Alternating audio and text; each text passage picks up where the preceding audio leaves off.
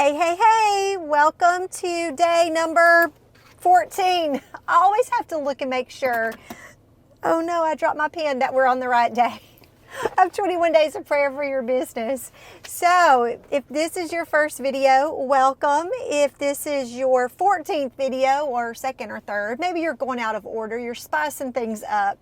We're just glad that you're here and joining the conversation with us. If you don't have the book, the 21 Days of Prayer Study book, it's completely fine. Just pick right up where we're talking, grab a notebook and a pen. We're going to ask you tons of questions and we want you to join along.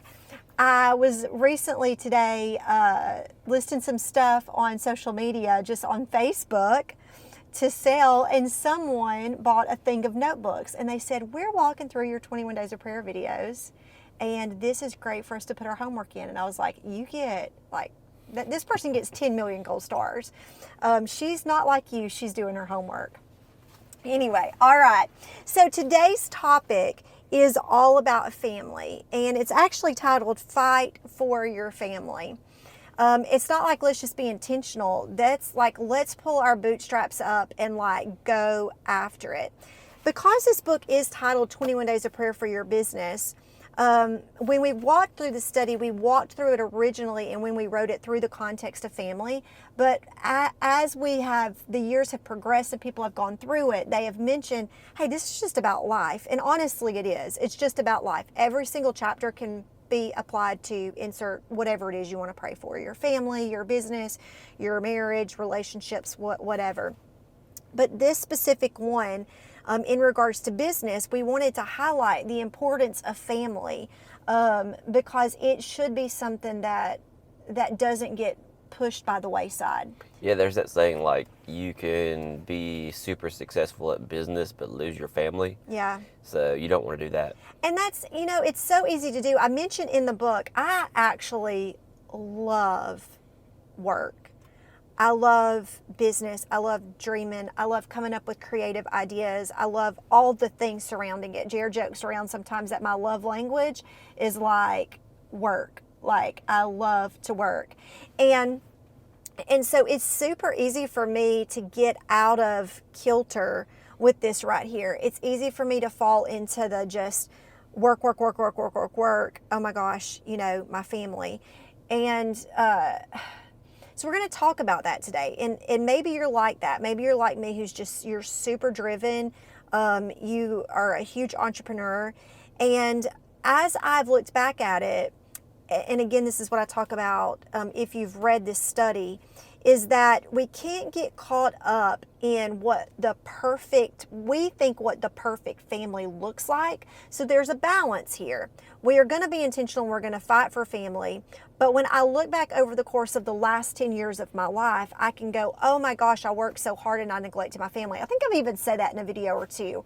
My family sometimes would get my second best.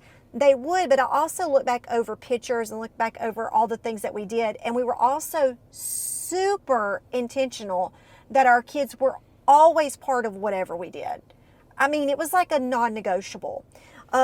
We traveled a lot, so our family might not have looked like the traditional family that with the white picket fence that stayed at home and I baked cookies when they came home from school and like all the things that you think, that is. That's not what it looks like.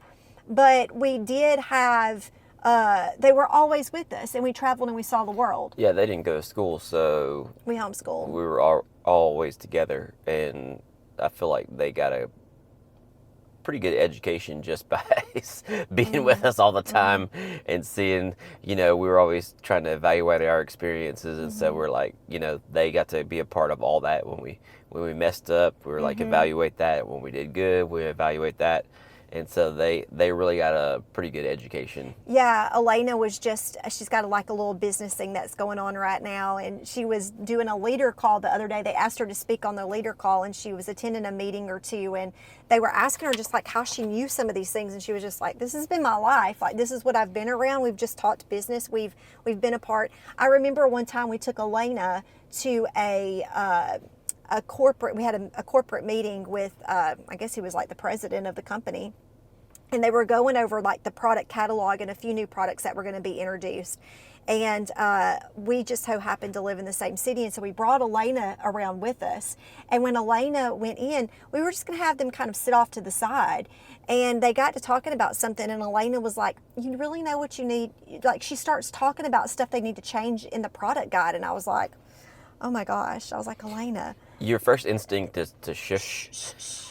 Yeah. But then she starts saying things, you're like, I was like, actually, that's pretty good. And what I thought was so good is this guy gets out a pen, and he starts making notes. And I was like, and I loved how he kind of like interacted with her on that. And she started talking about like some little caps on a bottle. She was talking about how if you put a sticker on top of it, it was like it would flip off and it would peel off. And she was like, if you inset it in, and he pulls the thing out, and he was like, this?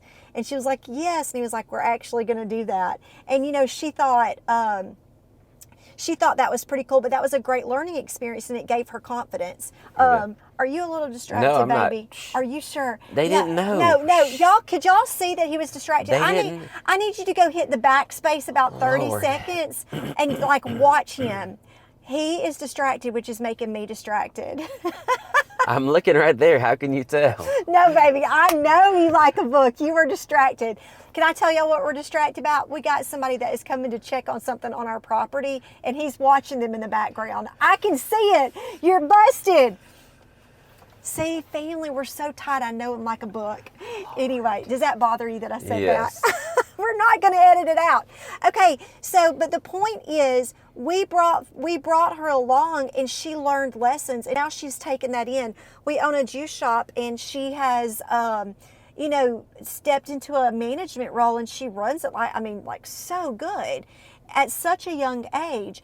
And, those skills were picked up because we incorporated her in, but it didn't look like in my mind at the time what the perfect family looked like with everything, organized, and, it kind of seemed chaotic, but it's worked for her. But the point was, we were intentional, we were prayerful, and we fought for our family, even though it looked a little different. So I just want to encourage you that if you are in a particular place, when we had our scrapbook store, Alyssa, our oldest daughter, actually would come with us to the store. She was in kindergarten.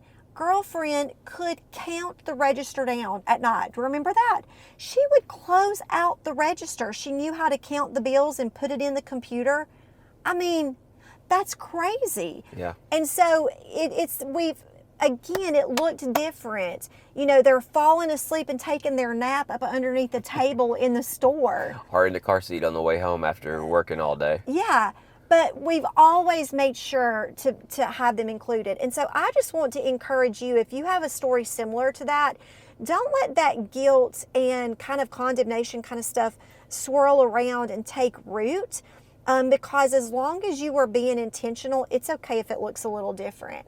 I don't know if you want to chime in anything with that. We brought this up in an earlier videos, like you with social media the way it is, you can see people what they post about their family on Instagram, and a lot of times this is just not real life. Like, yeah, it's the beautiful moment that is surrounded by chaos, and we kind of think, wow, that's not really what my life looks like, what my family looks like, what my business looks like.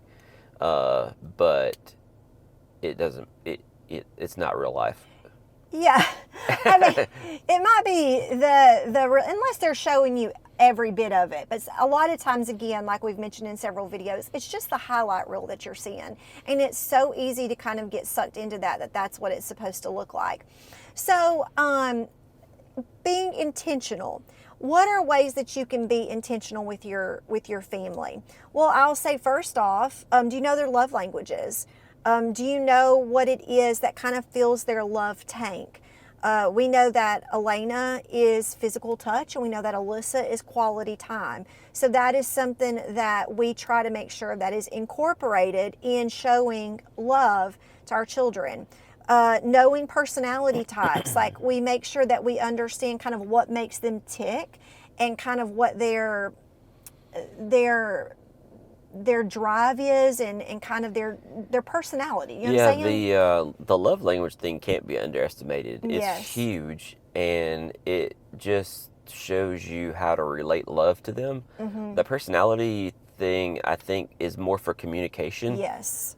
Because certain personalities take things a different way, and certain personalities say things a certain way, and so you kind of see the world through the lens of, I'm here and I'm gonna just communicate to everybody the same exact way. But, there's a different personality here, different personality there, different personality there. And you really have to understand what those personalities are and able to communicate with them. Yeah, so like he said, that is what those personality tests are for. They're to kind of help you know how to communicate and just work together. I mean, once I realized your personality and my personality, it helped us communicate better. Another thing that we do is from very early on, we have had a text group to where we can put our kids in. It started with just our two girls because that's all we had, right? And we're in a text group and we can kind of text back and forth and, keep a conversation going. And then when they started dating or liking boys, we had a text group that was still just for us, but then we had one that was and friends that are boys. So McLean's and friends that are boys. Yeah, and it, the world changes, and so we always tried to go where they're at. We've got an Instagram group that we send funny memes to. Yeah. So we just try to always go, and sometimes we didn't like where we ended up, so we were like, let's not do that one. Yeah. But the ones that we do, we try to see what they're posting, comment, send direct messages. All of that is a communication. Yes. Tapestry of that whole beautiful communication. Yeah, so we had our, and sorry, we've been a little distracted this video. I just want to apologize. I feel like we've been so distracted, but this is super important. So with the text groups, we've had one that started with our kids and when they were dating, then when they got married, and now we actually have a group that is for like us and my daughter and her husband, and then we have another one for my other daughter and her husband. So when we just need to communicate to them about picking up a grandbaby or doing whatnot, then we can talk in that group. And like you said, we've got an Instagram account that's just deemed for funny stuff, where we just kind of send funny things that, reels and stuff like that. So that's another fun way that you can communicate, and especially as you're getting to know through the dating years and all of that, that was a great way for us just to build a connection. We told you guys about our little Whoop band things that we wear. I'll drop a link in the description to a blog post that I wrote about these. But just recently, our son-in-law's got one and one of my daughters got one. And we've got a little community group where we can kind of see just basic stats of each other, and like we can see who got a great night's sleep last night. So it's like Jeremiah's the sleep king, and oh, Polina, you didn't sleep good last. It's like there's just like different little things like that we can see, and it's fun because it's just a conversation.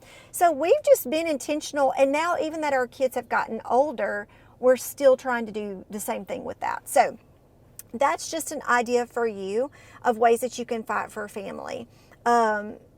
All the things when they're little, like leaving notes, or Elena will say stuff like, I remember when you left me a note here, or you did this. And finally, one last thing that I'd like to say on this is that I remember back before our last business, times were pretty tough and hard, and like we had to cut off our cable, and like we actually lost our home and had to we had a business that just majorly failed, and we were living in a little apartment, no cable, one car. You were having to come pick me up late at night. I worked the late shift as a nurse, and you would go tuck them into bed, but then have to get them out, put them in the car to come get me. I was actually talking about this at the gym today. I was like, wow. There was a year we didn't have cable, and we would like rent, I don't know. I don't even know how we watch TV. I guess Rabbit Ears. Yeah, watch like PBS. Yeah, and like but there was also like we got Andy Griffin. Yeah, we watched Andy Griffith every night, and then I gave them like an education in the 80s and 90s, because we watched like all the old VHS. Like I guess it was VHS tapes. I don't even know where we got them. But just like all the old shows, I'm like, you got to watch this show. We watch all of them. So that was fun. But what was interesting is a few years back, we were talking about that to the kids. Like, man, like times were so hard. I mean, Dad would have to like put you in the car and come pick me up. And I mean, it was just like, it was an interesting season. And Elena was like, I never even realized that we didn't have any money or that times were tough or any of that. It was just a normal childhood, I thought. And so sometimes I think we have in our mind that, you know, we're letting our family down or we're letting our kids down. They just won't love. Seriously, they just won't love. And think about that when you're busting your tail and working extra hours. I heard a quote somewhere the other day that said that all of those times that you work like overtime and extra and get in late, like 20 years from now, like the people that in your work won't remember that, but like your family will. And it's so true. Like, it's so true. Kind of harsh, but That is, well, that is kind of harsh, and I know it's not life-giving, but it is true. Sometimes we just need to hear those things. And it's super interesting in this season because I have walked out that phase of life of working 24/7 and being intentional still with my kids and not like, you know, I don't feel condemnation over it. However, with this season with my grandkids, I know how fast it goes by. And I also have been able to see a great glimpse into the fact that I know that success doesn't bring ultimate fulfillment. Like, we've made a ton of money in past businesses. We've won a lot of awards. We've been at the top ranks of stuff. And I just understand at the end of the day, my family and my faith is just what's the most important. And I'm always going to be a dreamer and a doer and an entrepreneur because that's who God made me to be. But I just want to do it at a different pace and a different speed, and that's okay. And I think you have to do whatever feels right to you in the moment. Not that my last season was bad or that I did it bad. I think the Lord gives you grace to walk through that, but then He also places new desires in your heart, possibly for a new season. So yeah, we talk about seasons a lot too, and it's important to remember there's different seasons in your family too. So yes. different seasons in your business, different seasons in your family. And so you sort of have to navigate how those seasons are coinciding, and like, you know, one of them you might have to give more time to the family. One of them might have Yeah. to give more time to the business, but Yes. it's not the same all the time, and you're not going to give the best hours of your day to your business for your whole life.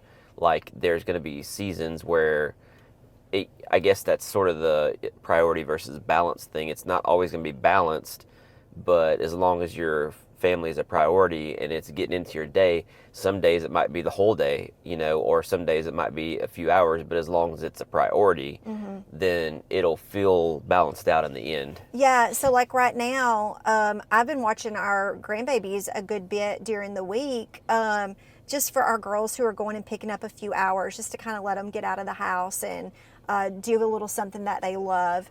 And it really had been at a time during the day where it's usually my most productive time, like when they would get there, like around 9 in the morning. And it would fill a window that seriously was just my most productive time. So it's been kind of hard for me to figure out how to navigate that. And I didn't, you know, it's like I had work that I needed to get done and I had stuff that I needed to do, but it was like I couldn't figure out how to fit it into the day. So I just had to rework my schedule and go, okay, well, we're going to go to bed. We're going to like start getting in the bed around 9 o'clock. We shoot to be like asleep by 9:30, which is so early. Like, we've never done that a day in our life. But we also try getting up between 5:30 and 6. So I can get stuff done and accomplished before the kids get there, because I know that that's where I want my time and energy to go. And if these other things are still going to fit into my day, then I'm going to have to wake up earlier to get it done. And so I would just say, like, what are those things for you? How can you kind of set some boundaries and carve out some time? Because if it is important, it needs to get into your day. You're going to you are going to resent your business if the things that are important to you are not making it into your day. It's only going to take a matter of time before you're like this is making me mad. Yeah. And so I think it's important to carve out that time. And then with us, we try to shut off work at least 3 hours before we go to bed. For one, it improves our sleep quality. And two, we just enjoy sitting on the couch, watching some funny shows. We might watch a few YouTube videos here and there. But that's sort of our time right before we go to bed. And we honestly have not implemented this in our lives until this new season, the last couple of years. We used to do that all the time pre-business of our last 10-year big business stretch that we were on. And I mean, I have stood on stages, I'm kind of embarrassed to say, and be like, oh my gosh, be like thinking if you watch TV and you binge shows and you do all this, like, dude, you need to work. I vividly remember talking about how I was on a flight somewhere and I was like watching all these people watch shows on the flight, and I was like, you could be reading a book, you could be like doing a business plan, you could be doing, and I'm like what's your deal? And so that is a new thing that's happened in our life in the last year and a half. As we've been focusing in on our health, our mental health, our physical health, it's just that it's good. It's good for us to wind down and cut off work, because if I'm like working up until like right before I go to bed, I can't shut my brain off, and that's not healthy. And so it is. I enjoy that time with you. It's our time that we sit down and we watch something. So. That's pretty cool. And the TV's never on besides that. So yeah, we do not watch TV during the day. It's never on, and we're always either working or watching grandkids. And so at night, it's just a good veg out time to wind down with maybe something a little educational to learn something, and then something funny. To go to bed on a funny note, and you have a calm stress level, calm heart. Yeah, and so we love to also educate ourselves. So we'll watch YouTube things. We'll watch, listen to podcasts together. We're getting ready right now to go to the chiropractor, and that's what we'll listen to on the way to the chiropractor. We'll listen to a podcast more than likely about something that we're focusing in on our health and wellness. I mean, we try to always have something, and then that's something that we can talk about together. So the last thing that I want to say is that, I think I've said that a couple of times, but if there is chaos in your business, it will spill over into your family. If there's chaos in your family, it's easy for it to spill over into your business, just meaning you're going to hold that stress. And maybe if you've got stress in your business, then you're going to be more easily prone to let that spill over into your family when you come home and you're stressed and you snap at something. And then it kind of makes the other one worse, and then this one makes this one worse, and it just sort of spirals out of control. So you really want to try to have de-stress in both areas. Yeah. So I guess if I can just say anything, I want to tell you, listen, we have lived paycheck to paycheck. We have lived in below paycheck to paycheck. I mean, not enough paycheck. Our debit card bounced at the Goodwill. Yeah, I mean, I was buying something at the thrift store for like $1. It was like under $2, and like my card declined. Like when I tell you, we've been at rock bottom, and we've also had more money than we ever in our literally lives would ever think that we would have. And I just want you to know, we've been at the top of the business pinnacle, won and exceeded any goal that I could have ever put my mind to. We've exceeded it. And I just want you to know that family is the most important thing ever. Businesses can go away, money can go away. Your family is there. Your family is the most important. Your family more than likely will always have more grace for you and more forgiveness for you. And I know that might not always be the case, but it really is true. I think in our situations that we've walked through, they've been the rock. And so I just want you to know, fight for your family. I love that you've got dreams and you've got things that you're going after, but I'm telling you, your family is so stinking important. There is no business goal, there is no amount of money that will ever be more meaningful than your family. Yeah, and It's so rewarding. I like what you said in the book too. Like, what if I don't have a spouse or kids?